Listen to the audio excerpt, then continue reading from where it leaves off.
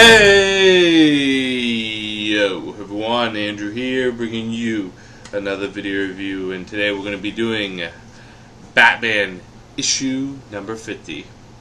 Now, before I actually talk about this issue, I want to give you guys a bit of a spoiler warning. Not that there hasn't been enough spoilers about this issue so far, but spoiler warning, I'm going to go in detail about this comic. I'm going to talk about the ending, talk about what happens in it, and overall Batman going forward. In addition to that, there has been a lot of controversy behind this issue with the New York Times, with DC Comics, how they approached it, and ultimately how it was spoiled. So I am going to be talking about that. So there is no beating around any bush here. I'm going to be incredibly straightforward. Now, a lot of you are probably A, either already read the comic, or B, know what's happening because of the spoilers that have been thrown out there. But for the few select of you that have decided not to read the comic yet, or to look at the spoilers, or deal with any of the stuff that's going on with this, I recommend maybe not watching my video until after you read this issue. So, with that said, right, let's talk about Batman issue number 50. The inaugural wedding ceremony of Batman and Catwoman. The Batrimony is real. And it doesn't happen. Yes. Batman and Catwoman do not get married. Catwoman leaves Batman at the altar, for lack of a better term, and essentially ends their engagement.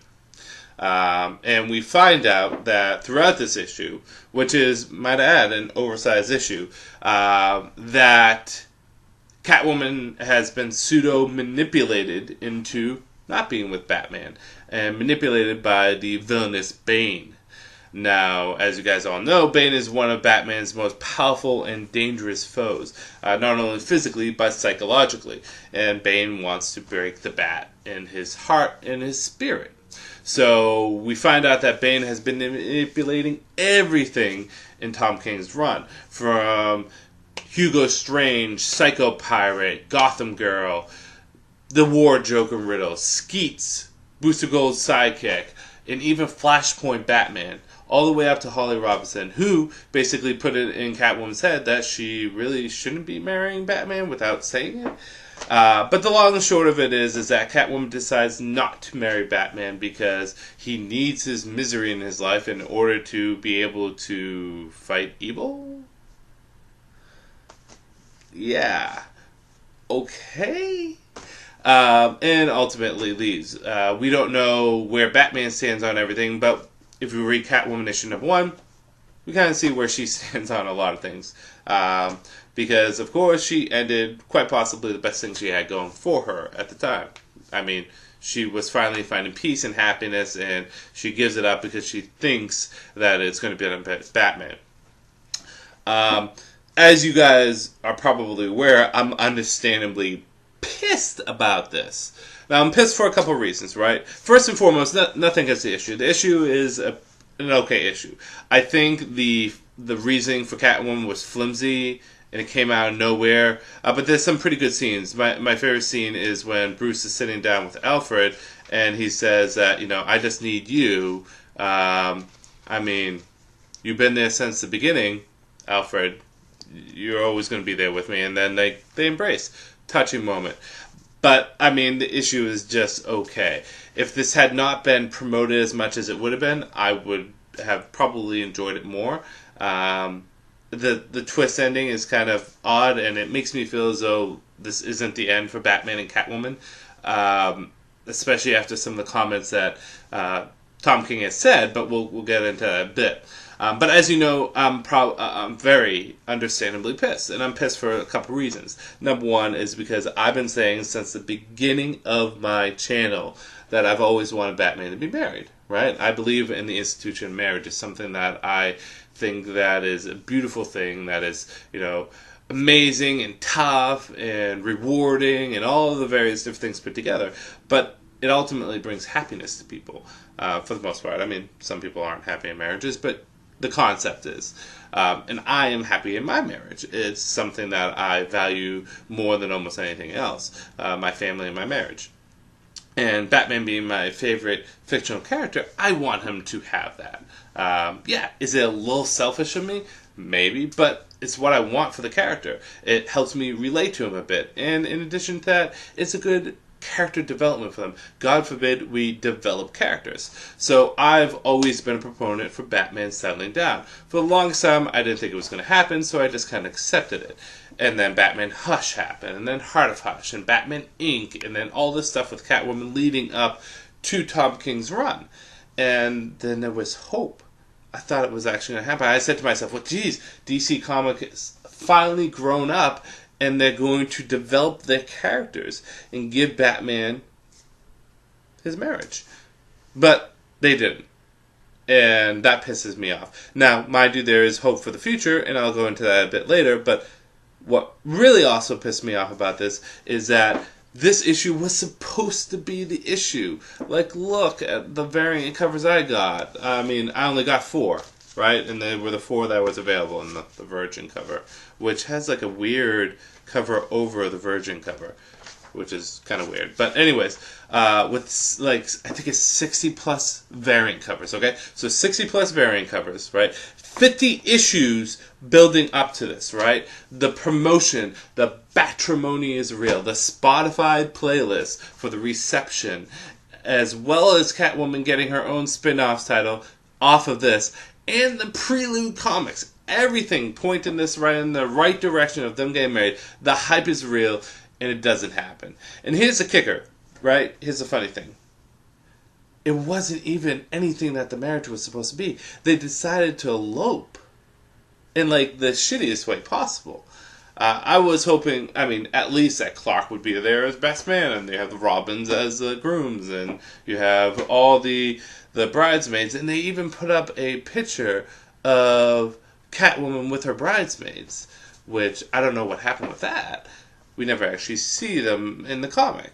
It just felt as though I was lied to. Right? Me, a loyal customer, was told one thing and it didn't happen. Now, listen, I bet there's a bunch of you out there saying, well, Andrew, come on, it's comic books. You should know they never allow marriage to happen. Andrew, it's comic books. You should have seen this coming a million miles away. Are you really surprised? And listen, I obviously I had a feeling that it may not have happened, especially in an interview on DC All Access when Din Didio said that, oh, the issue is great, it's fantastic, so much work hard and everything, but it has a nice tragic ending to it. It's like, dude, that was my first hint that something was going on. But I felt as though I was lied to, right? All this stuff building up to an issue that really... in $4.99, like, all this effort and all this work put into something that ultimately doesn't go anywhere. At least in the direction that we want. And I'm not the only one, right? Mind you, a ton of people are pissed. Pissed, one, because they didn't actually go through with marriage, and pissed, two, that we were kind of lied to. I know a bunch of comic book fans out there that have been talking to me. They say that they pre-ordered all the variant covers, and they're going to buy them because they don't want to screw over their local comic book shop, but shit, they're going to be dropping Batman because of this.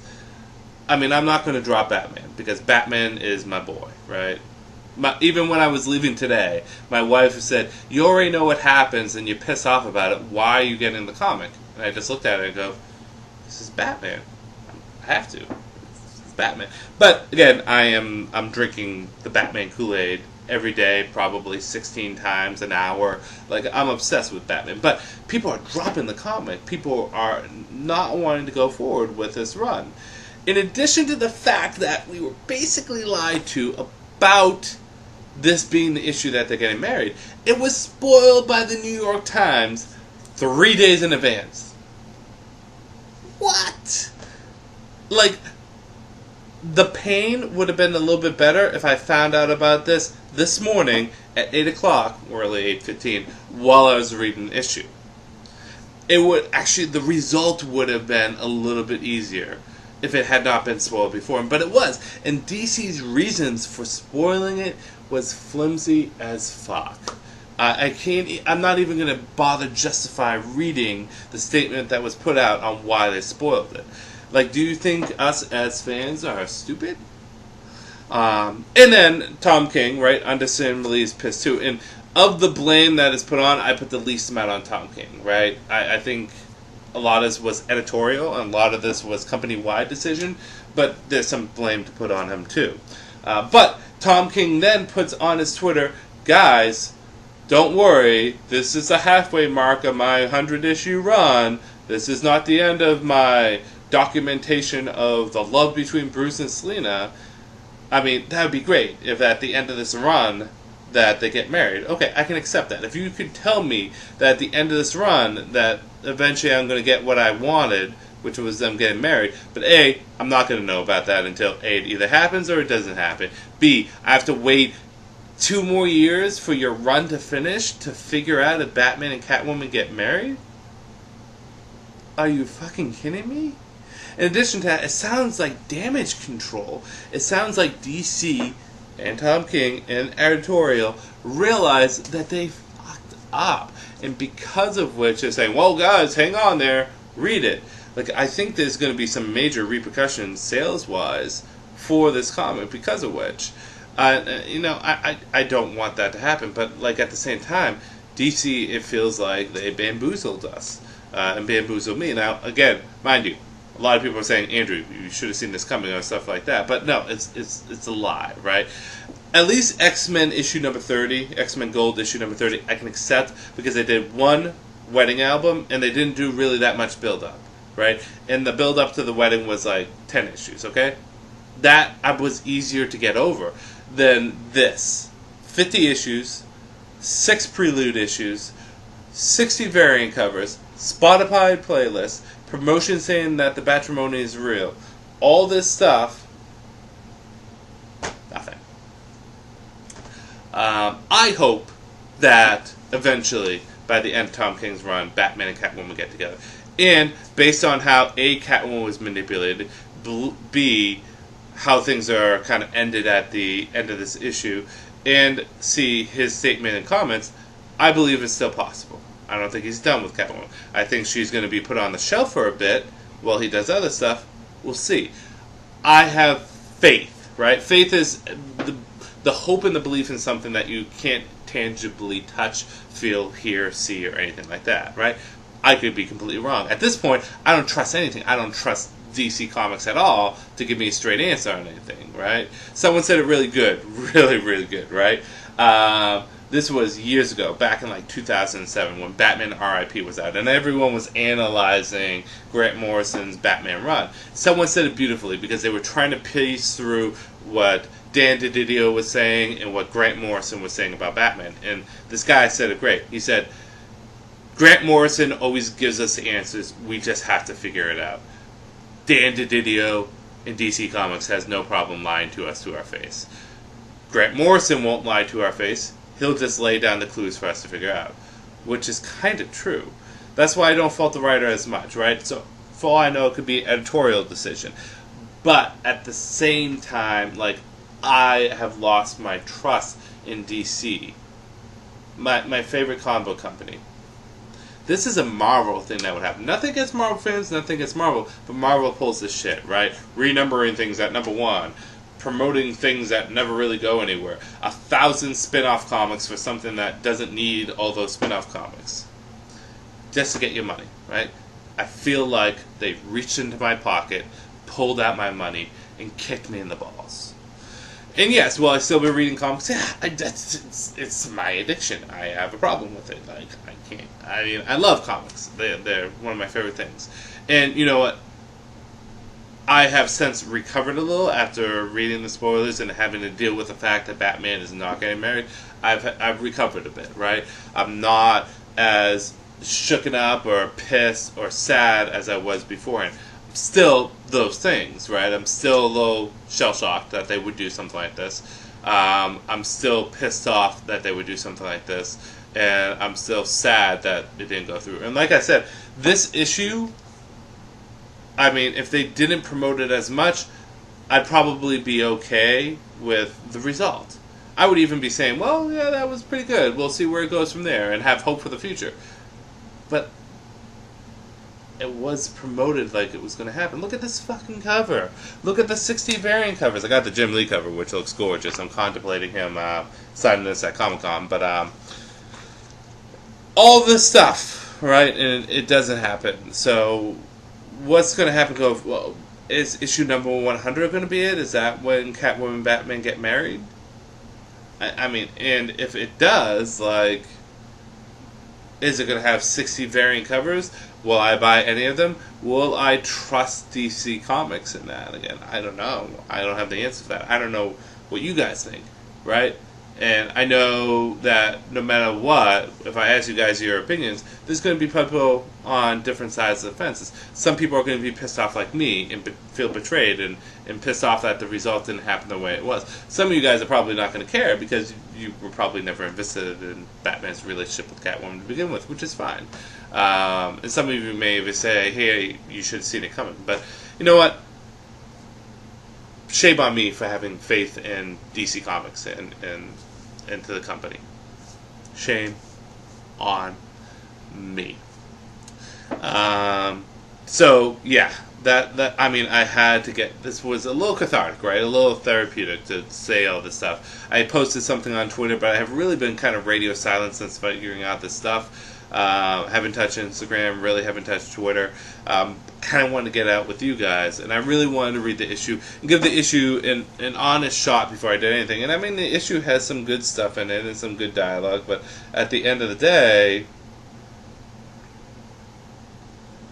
it's just, yeah. So, I don't know, what do you guys think? What are your opinions? I'm posting up just this video on the 4th for this comic. I will have my normal Comic Globe video where I'll talk about Captain America number 1, Catwoman number 1, Justice League number 3, Man of Steel issue number 6. Talk about all those comics separate from this, right? I made just this video for this comic. At first, I was making this video because I thought, this is awesome. This is going to be a big momentous event where Batman is getting married. I got to talk about how much I'm going to love this issue. Instead, I'm making this issue. I need to rant about something I'm pissed off about, something that has hurt me, something that I'm not happy with. Yeah. Yeah. I don't know what to say other than that. I don't want to lay it on thick anymore. I think I got everything out that I wanted to say. I just want to end it with this. Okay? Whatever has happened with this issue, and DC's not watching my channel. No. DC, Tom King, none of them are watching my channel, right? But what has ever happened with this issue, I hope that there's some light at the end of the tunnel. I hope that Batman and Catwoman will still get married. Maybe I'm holding on to hope that is very flimsy and that I'm just going back for more punishment. Maybe. But I'm holding out hope. And DC, if you are watching this, which you're not, right? I have 3,000 subscribers. I'm not the biggest YouTuber out there. Like, you're not going to look at my channel. Same thing for Tom King. Like, he's not going to look at it either. But if you are, right? Please. Think about the fans. Think about how you treat the fans. Think about what the fans want. And think about how you're going to do things going forward. Because how things was handled here on all levels, with the result, with how the comic was promoted, with the spoilers, all that stuff, that's not how you treat your fans, your loyal fans. And I think people are going to be definitely dropping this comic because of which. And I think that's unfortunate because, again, the least amount of blame goes on Tom King. He's just a man telling a story, right? I think he got swept up into a lot of DC editorial as well as advertisement promoting. But at the end of the day, no one should ever knock him for it. Well, no one should give him the abusive response that I think a lot of people have. But DC is the one to blame because they're the ultimate ones that call shots. So please, don't treat your fans like that ever again. Never again. Because I don't know if I could take being bamboozled like that again. It shook my faith in a company, and I get it. You're there to make money, but like, it shook me a bit. So hopefully things get better. Hopefully there is hope for the future with Batman and Catwoman. Hopefully this will be fixed. I think there's going to be a lot of answering to do for this. So this is Andrew saying peace out for now.